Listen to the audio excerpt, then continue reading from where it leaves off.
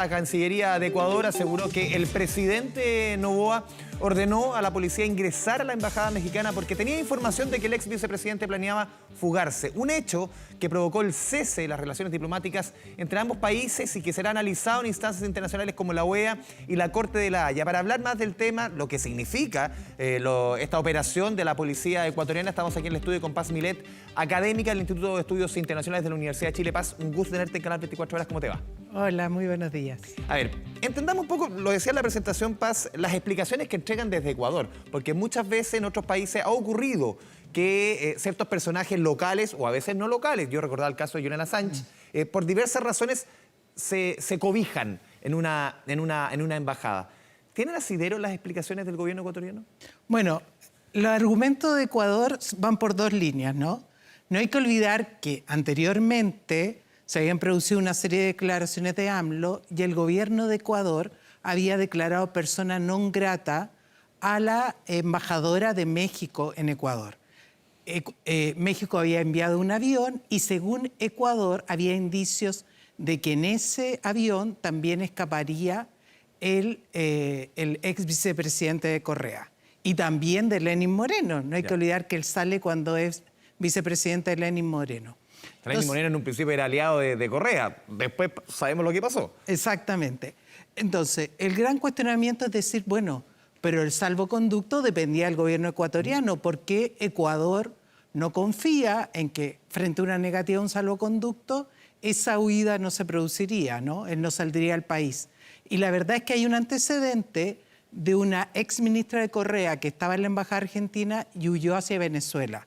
Entonces, Ecuador lo que dice, nosotros teníamos antecedente que estaba este avión para llevarse a la embajadora y ya había un precedente de una ex ministra de Correa que había salido más allá de que Lasso le había negado el salvoconducto.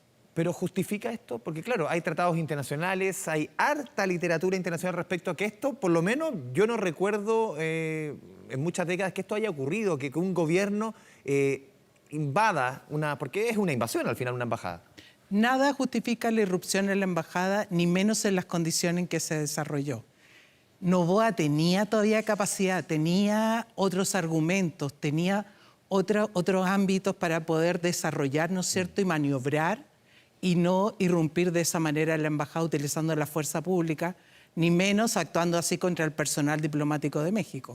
También esto te refleja lo que está sucediendo en el caso de Noboa, porque lo hemos visto en otras temáticas, por ejemplo el tema de seguridad, que ha copiado ciertos elementos medio buquelistas. Uno está viendo aquí un giro de parte de este presidente, que va a estar 1 año y medio en Ecuador, no es que va a estar 4 años, sino que, como decías tú, el plazo que le queda a Lasso en el gobierno. ¿Tú ves ahí un giro respecto al presidente Noboa? Hay dos cosas. Una confirmación de cierta lógica, ¿no es cierto?, de que él dice, estamos luchando y la justicia tiene que aplicarse de cualquier manera, fortalecer una posición más dura, ¿no es cierto?, en una lógica que es bastante similar a lo que desarrolla Bukele, pero también una respuesta al ámbito interno. No hay que olvidar que en Ecuador se produce una consulta el 21 de abril, ¿no? Y en esa consulta, que ya venía del periodo de Lasso, Noboa pregunta respecto a las facultades para actuar en contra, ¿no es cierto?, del crimen organizado, frente a determinados tipos de delitos. Entonces, claramente se juntan dos factores, querer aplicar medidas más fuertes, pero también responder a lo que está ocurriendo internamente en Ecuador. Paz, lo vemos en el generador de caracteres. México va a acudir a la Corte Internacional de La Haya. Bien la conocemos en Chile por otros temas más bien de carácter limítrofe. ¿Qué consecuencias puede tener esto? Bueno, aquí hay varios temas, ¿no? Una manifestación que se pueda generar respecto fundamentalmente a dos temas. El derecho a asilo, ¿no es cierto? Porque México argumenta que estaba en condiciones de otorgar asilo, ¿no es cierto?, al ex vicepresidente, mientras Ecuador dice que no se debía otorgar ese asilo en circunstancia que él ya tenía una sentencia, ¿no es cierto?, firme en su contra por, ¿no es cierto?, por un delito. Y lo otro es el tema de la irrupción en la embajada, ¿no? En la necesidad de que en instancias internacionales se reafirmen los acuerdos suscritos y que son parte ambos países, además en circunstancias que actualmente Ecuador es miembro no permanente del Consejo de Seguridad de Naciones Unidas. Todo eso se quiere plantear ante la Corte Internacional de Justicia de La Haya para que dé una respuesta y dé, ¿no es cierto?, una resolución que afecte a Ecuador y para no solamente respecto al caso que se ve en estas circunstancias, sino para que tampoco se establezcan precedentes, ¿no es cierto?, que otros países pueden repetir. ¿Esto puede significar un precedente o quizás también lo que diga la Haya va a ser fundamental o lo que suceda acá, incluso la condena internacional, para que esto no vuelva a ocurrir? Exactamente. La condena internacional ha sido media dubitativa en algunos casos. ¿En qué casos has visto que han habido dudas? En general debería haber sido más rápida Sí. la condena internacional. Por eso digo que ha sido dubitativa. Pero lo que falle la Haya va a ser determinante, sobre todo para la reafirmación de ciertos conceptos que se han guiado a nivel internacional, la convivencia entre los países, ¿no? El tema de la inviolabilidad de una, ¿no es cierto?, una embajada, lo que pasó en el caso Assange. Claro. ¿Por qué pudo estar 7 años en Londres y Reino Unido no En la entró? Embajada de Ecuador en ese caso. Y en la Embajada de Ecuador, ¿no? Y entonces se establecen precedentes, como también va a ser importante lo que se dialogue en la OEA a solicitud de Ecuador. Pero va a ser muy importante porque hay sistemas interamericanos y el tema del asilo, ¿no?, es algo que no tiene tanta asidero a nivel internacional, pero sí es un concepto que se aplica con mucha fuerza en América Latina. ¿Y el efecto en relaciones de países como esta crisis diplomática entre Ecuador y México? ¿Cómo lo ves? Bueno, aquí hay dos cosas, ¿no?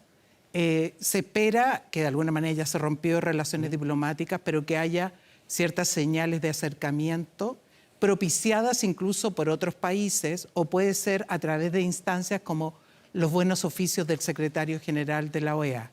Pero van a haber distintas iniciativas para acercar posiciones, ¿no?, en un contexto que es difícil porque está la consulta en Ecuador, pero también las prontas elecciones del 2 de junio en México.